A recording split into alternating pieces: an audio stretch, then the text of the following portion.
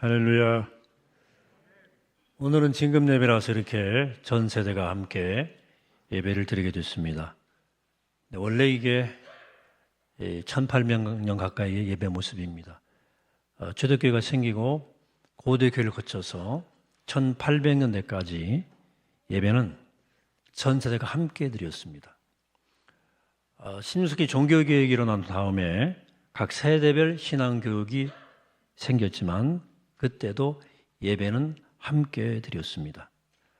1800년대 산업혁명이 일어나면서 주일학교 운동이 일어나면서부터 어린이와 어린 예배가 분리되기 시작했습니다. 그 전에는 어린아이들이 예배 언어를 다 못 알아들어도 어른들이 예배드리는 모습을 통해서 예배를 배웠고 예배 분위기를 익혀갔습니다. 부모가 얼마나 예배를 소중히 여기는지를 배웠어요.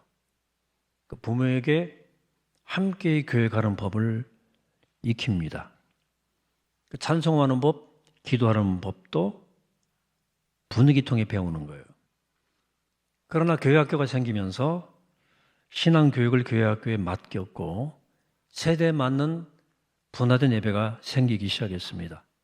거기에 유익함이 분명히 있지만 또 다른 문제도 많이 발생했습니다. 교회 공동체가 세대별로 뿔뿔이가 된 거예요. 최근에는 10대, 20대의 교회 이탈률이 계속 높아지는 거예요. 가정예배가 완벽히 무너져 있습니다. 그리고 20대 올라가면서 전통적 이런 예배에 적응하기 굉장히 힘들어합니다. 예배는 설교만 있는 것이 아니고요. 찬양도 있고 기도도 있고 교대도 있고 무엇보다도 성령의 임재가 있는 거예요. 그래서 최근에 이렇게 세대 통합 예배, 온 세대 예배의 필요성이 급격히 대두되고 있습니다. 우리 교회도 올해 좀 이 문제를 놓고 좀 고민하려고 그러는데요. 오늘은 사실 온전한 세대 통합 예배 틀은 아니에요.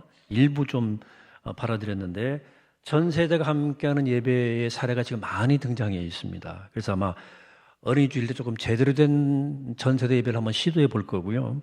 올해 몇 차례 온 세대 예배를 좀 드려보려고 생각합니다. 함께 기도해 주시기 바랍니다. 오늘 말씀은 자녀 세대에게 초점 맞춘 설교는 아니고요. 그냥 평상시의 설교 톤입니다. 그 은혜와 분위기와 에너지가 우리 모두에게 전달되게 되기를 축복합니다. 하지만 평소보다 조금 짧게 하겠어요. 어린이가 지루할 수 있으니까. 또 어른들은, 우리 성인 교우들은 조금 소란스러운 건 너무 당연한 거예요. 애들 화장실 간다 왔다 갔다 해도 그냥 자연스럽게 받아들이시길 바라고, 우리 손주 저만다 일 올라와도 그냥 내버려 주시기 바랍니다. 내버려 둘 거예요. 가정예배 그렇게 드리는 거거든요. 저도 뭔 소리 모르고 가정예배 드렸어요. 할아버지 설교 30분씩 하셨거든요. 근데 그래도 뭐 다 그냥 졸면서 드렸어요. 오늘 본문은 지난 특세 연장선상에서 여호수아 14장 말씀인데요.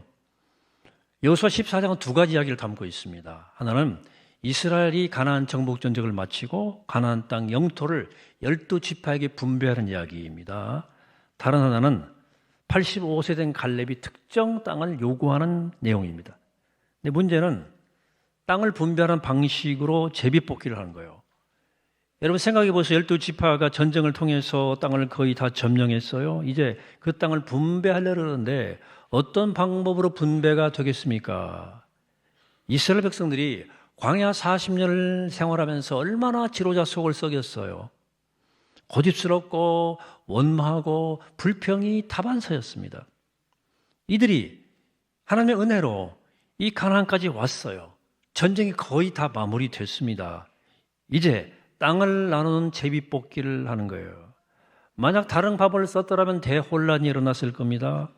왜 우리는 숫자가 더 많은데 이것밖에 안 주냐? 왜 쟤들은 저 높은, 우들은 낮은 땅을 주고 평지를 주고 왜 우리는 높은 땅을 주느냐 하면서 혼란 났을 거예요. 각각 욕심 때문에 혼란이 일어났을 거고, 제대로 살기도 전에 이 지파 간 충돌과 내전이 일어났을 가능성이 높습니다. 반대로 여호수아가 카리스마를 가지고 딱 이렇게 제압해서 모든 분쟁의 요소를 제압하고 찍소리 못하게 눌러놓았다면 따르긴 했겠지만 아마도 자기 욕심으로 더 좋은 것, 더 많은 지역을 얻기 위해서 여호수아를 향해서 엄청난 로비를 시작했을 거예요. 이런 인간성을 잘 아시는 하나님이 이 땅을 분배하는 방법으로 제비뽑기를 명하신 것입니다. 제비뽑기 두 가지 의미가 있는데 다른 하나는 어느 누구도 분배한 땅에 대해서 이의가 없게 하는 거죠. 또 다른 하나는 제비뽑기로 뽑은 그 땅이 좋든 나쁘든 하나님이 내게 주신 땅이고 아울러 그 민족과 그 지파가 하나님의 통치와 섭리에 의해서 인도될 것임을 선언하는 의미예요. 근데 여기 중요한 것은 제비뽑기를 하는 과정이 공정히 한다는 거죠. 제비뽑기라는 방법도 중요하지만 이걸 누가 공정히 관리하느냐 하는 게 중요한 문제였어요. 오늘 1절입니다. 이것은 이스라엘 자손이 가나안 땅에서 받은 기업고 제사장 엘르아살과 눈의 아들 여호수아와 이스라엘 자손 지파의 족장들이 분배한 것이니라. 이 구절에서 제비 뽑는 일을 주도하는 세 부류의 사람이 등장합니다. 제일 먼저 거론된 사람이 제사장 엘르아살이고 그 다음이 여호수아예요. 세 번째가 이스라엘 자손 지파의 족장들입니다. 자, 가나안 정복을 위한 모든 정복 전쟁에서 언제나 선봉에 섰던 인물은 여호수아입니다. 그런데 이 땅 분배 과정에서는 여호수아가 첫 번째로 나오는 것이 아니라 두 번째로 거론돼요. 이 순서가 중요해요. 여호수아서의 주인공은 여호수아인데 여호수아의 이름이 두 번째로 여기 처음 등장하는 겁니다. 여기 중요한 메시지가 들어 있습니다. 그래서 우리가 시대를 내다보는 영적 안목을 가져야 한다는 거예요. 시대마다 중심 역할을 하는 사람이 달라요. 전쟁의 시대는 무관이 앞에 서야 되는 겁니다. 무관이. 용맹한 사람.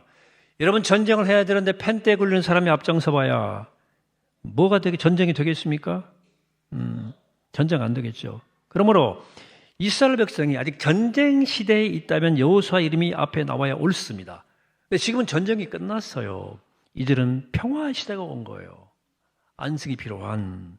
이제 제사장의 목회적 돌봄이 필요한 시기가 이르렀다는 뜻입니다. 정착 시기예요. 그래서 있다는 제사장 엘르아살의 이름이 앞에 나오는 거예요. 중요한 건 여호수아가 이것을 양해했다는 거예요. 이걸 깨달았다는 거예요. 이것이 바로 시대를 바라보는 영적인 안목입니다. 내가 지금 이 시대에 무슨 역할로 부름 받았는지를 보는 눈을 가지는 거죠. 다시 본문입니다. 제비뽑기로 땅 분배가 시작이 되었어요. 그런데 갈렙이라고 하는 85세 된 노인이 갑자기 나와서 무언가를 요구하는데 그게 6절입니다. 세 번역으로 볼게요. 유다 자손이 길갈에 있는 여호수아에게 다가왔을 때에 그닛 사람 여분네 아들 갈렙이 여호수아에게 말하였다. 당신은 주께서 나와 당신에 대하여 가데스 바네아에서 하나님의 사람 모세에게 하신 말씀을 알고 계십니다. 그랬어요. 갈렙은 여호수아 정탐꾼 동기생이었습니다.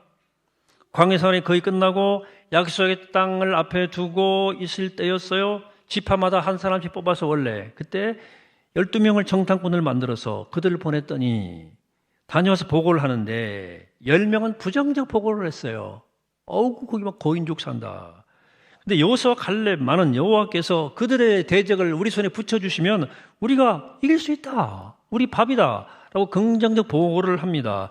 이 일로 하나님은 모세가 보는 앞에서 모세를 증인 삼아서 갈렙에게 이 땅을 네게 주겠다 약속하셨어요.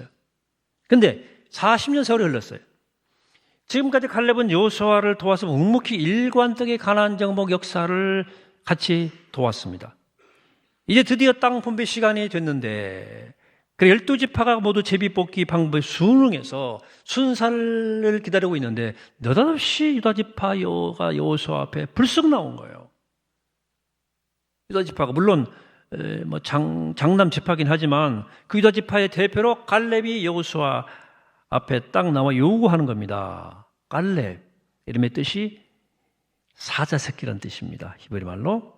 이런 이름의 의미를 가진 노인 갈렙이 여호수아에게 요구하는데 12절입니다. 이제 주께서 그날 약속하신 이 산간 지방을 나에게 주십시오. 그때 당신이 들은 대로 과연 여기에는 거기에는 가낙 사람이 있고 그 성을 크고 견고합니다. 그러나 주께서 나와 함께 하시기만 한다면 주께서 말씀하신 대로 나는 그들을 쫓아낼 수 있습니다. 이렇게 말해요.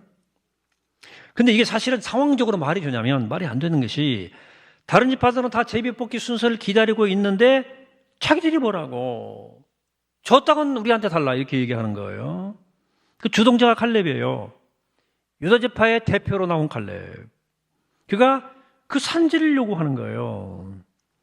그러면 우린 칼렙이 40년 전에 하나님께 약속받았던 그 땅이 뭔가 대단한 곳인가 보다라고 생각할 수 있어요. 거기 무슨 뭐 노른자인가 보다. 그러나 그 요구한 땅이 도대체 어떤 땅이었을까? 칼렙이 요구한 그 산지는 헤브론 땅인데 해발 926m 고산지예요.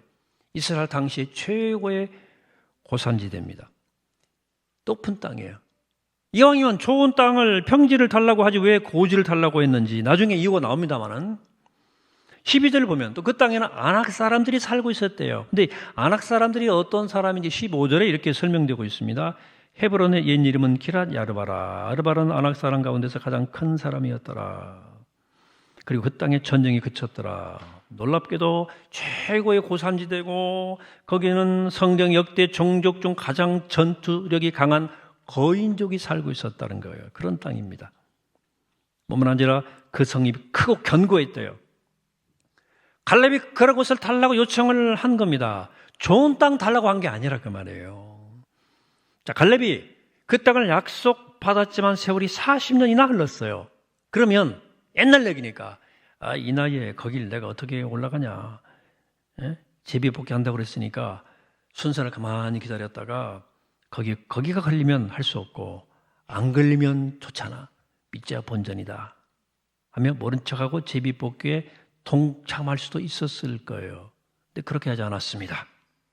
유다 지파의 대표로 제일 먼저 나가서 그 산지를 달라 그랬어요.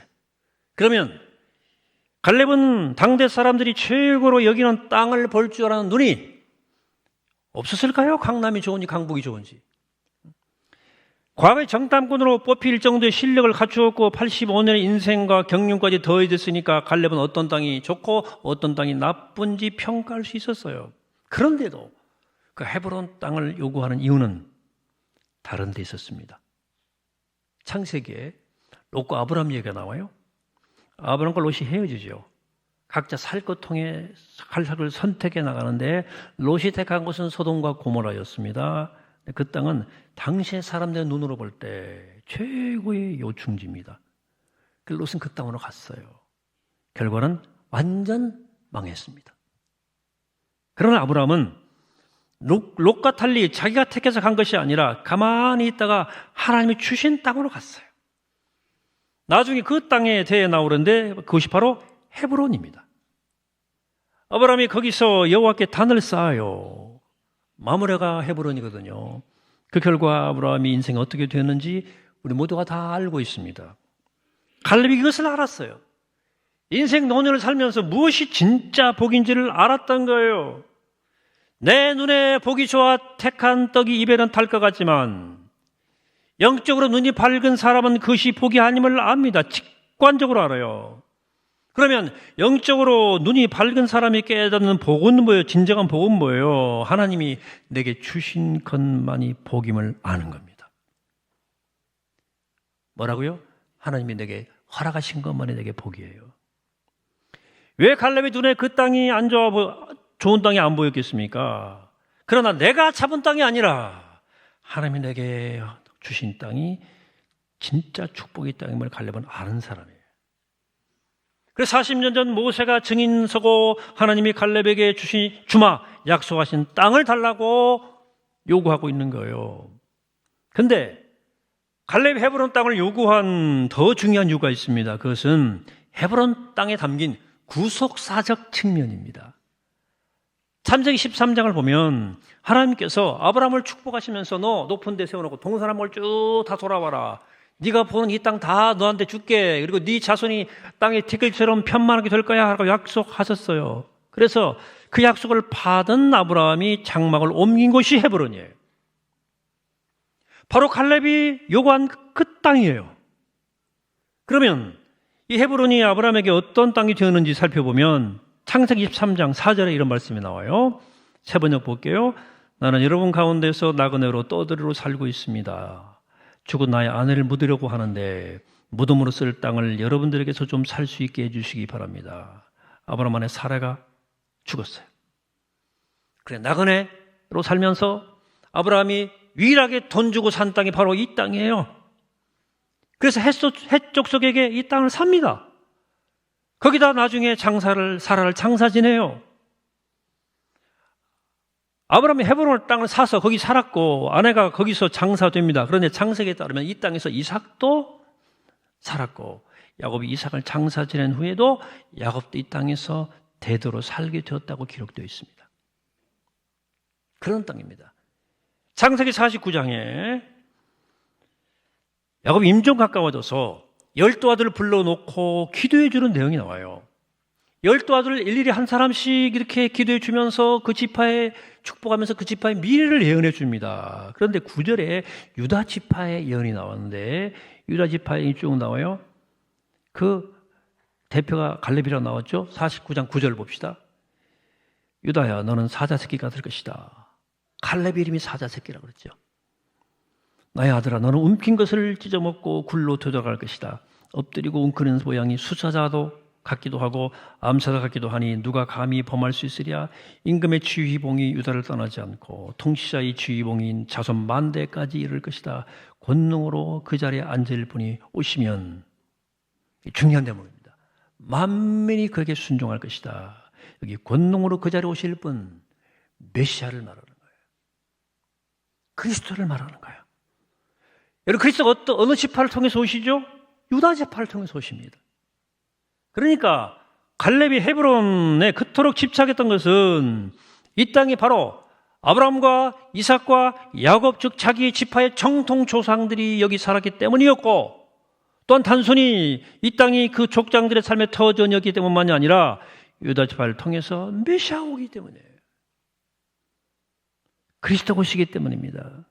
그러므로 갈렙이 단지 믿음이 좋다거나 용기가 100배였다거나 희생정신과 도전정신이 강해서 다른 지파들이 다 가기 싫어하는 그 산지를 달라 요구한 것이 아니란 뜻입니다.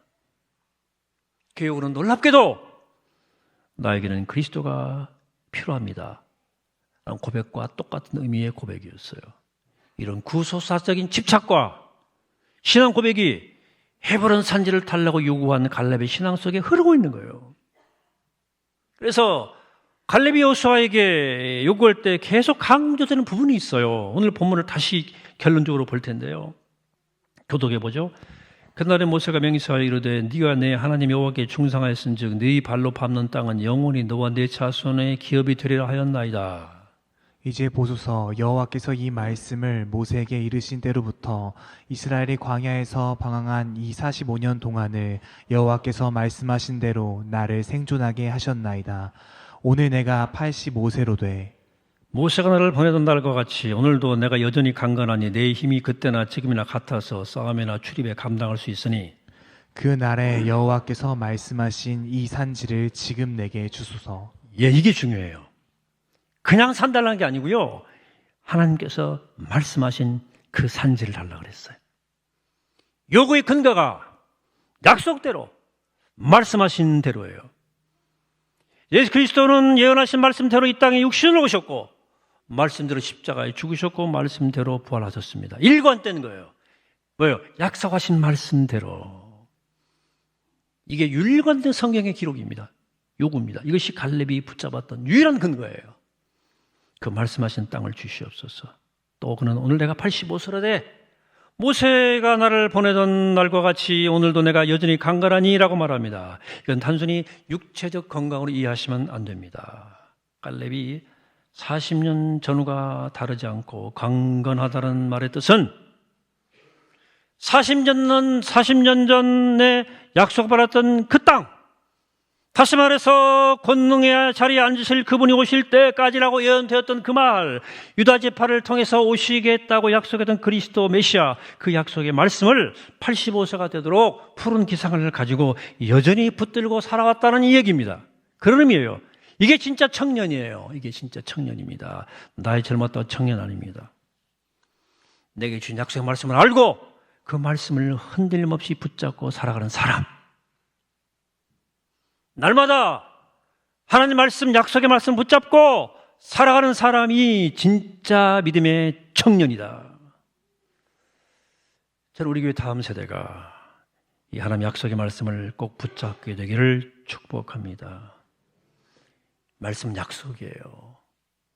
내 미래 약속입니다. 그 약속 붙잡고 흔들림 없이 자신의 길을 뚜벅뚜벅 잘 걸어가게 되기를 축복합니다.